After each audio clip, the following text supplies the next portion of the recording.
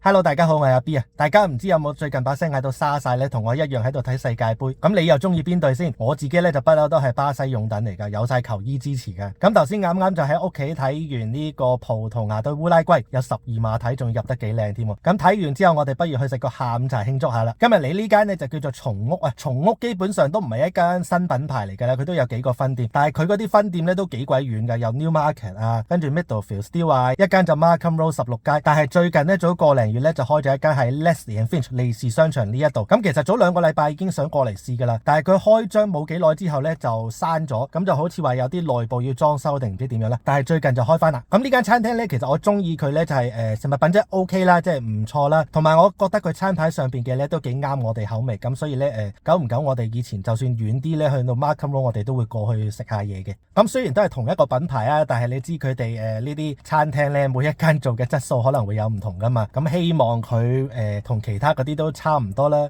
咁喺我哋食嘢之前，我想講一講佢呢個餐房嘅設計啊。咁大家都睇到係夠晒光猛啦，亦都非常之開揚，同埋佢中間嗰啲長卡位呢係活動性好高嘅。你而家見到有塊板隔住喺中間，即係話搭台呢，咁都好似有翻少少私隱咁啦。咁如果你係譬如話8個人、6個人嘅，佢拎走塊板，咁就變咗一張大台啦。Anyways， 我哋而家開始食嘢啦。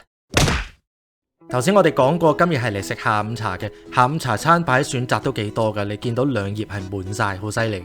咁我就叫咗一樣我自己平時非常之少叫嘅柱侯牛腩湯河。但係我覺得正如杯奶茶一樣，如果你試佢嘅牛腩係得嘅話呢，通常間餐廳其他嘢都唔錯。咁講翻點解我好少嗌呢啲咁嘅嘢呢？就係因為我驚牛腩呢會好硬，食唔落，同埋河粉呢啲沙河粉係好難夾嘅。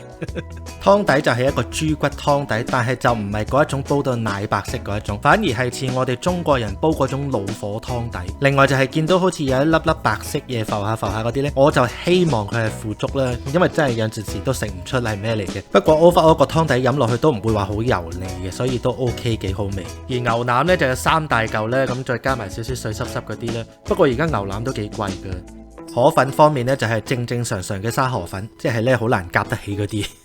河粉同湯底都講咗啦，嚿牛腩好似未講啊，不如自己大家睇下咧。你估下佢嚿牛腩炆得腍唔腍？冇錯，我單手揸機單手揸筷子都可以將嚿牛腩分開，你就知道有幾腍啦。同埋都好入味，柱侯味好香，呢個牛腩真心唔錯。另外對外邊嘅柱侯牛腩可挽回唔少信心。跟住落嚟就係大塊吉列魚柳拼薯條。港式炸嘢呢，其實我都冇乜要求，最緊要乾身夠熱夠新鮮呢，我都非常之中意噶啦。薯條就係用咗西人嗰一種 crispy 嗰一隻，呢啲薯條一定要新鮮食，因為凍咗呢就有啲硬嘅。魚柳就原條比例啊，我唔知係鋪落定係濃脷呢，不過總之食落去熱辣辣好新鮮，同埋冇雪藏味，再加埋嗰個脆卜卜嘅吉列包糠呢，真係我非常之中意，啱晒我呢啲有細路仔口味嘅大人食。食完2樣鹹嘢，食翻一個甜嘢先，一個新派嘅甜品漏奶華，一個邪惡嘅名字加一個邪惡嘅口味啊！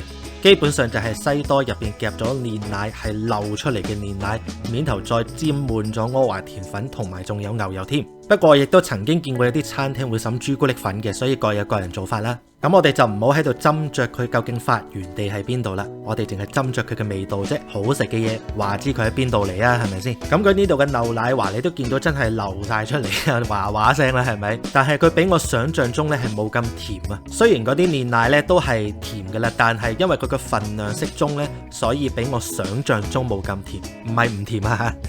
咁呢啲通常都係新鮮整噶啦，即係好難話整定擺喺度，所以通常都會熱辣辣新鮮上台嘅。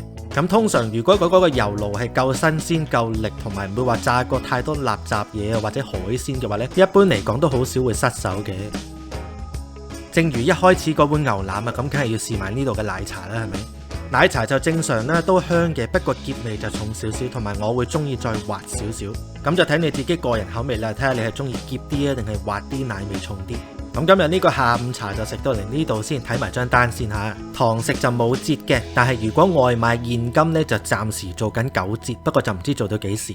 價錢同份量我都覺得係正常啦，即係同附近嘅餐廳都係咁上下噶啦。不過如果你話要同士嘉堡嗰邊嗰啲餐廳比呢，就冇得比噶啦，嗰邊真係好平。我早輪同我媽咪去Silver Star 嗰度有一個 food court， 5個半一盒麻婆豆腐飯，真係哇平到嚇死人啊！真係最抵死嘅呢，就係啲質素仲要係 OK， 份量又大喎。我以為我自己入咗條時光隧道，翻去20年前嗰啲價位。係喎，我臨走嘅時候仲撞到位觀眾噶喎。如果你有睇呢條片嘅話，留個言打聲招呼啊，等我知道你係邊個啊。咁好啦，繼續多謝各位嘅支持下，今日就嚟到呢度先，多謝晒大家收睇。如果仲未嘅話，就記住訂閱、讚好、留言、分享，我哋下次再見啦，拜拜。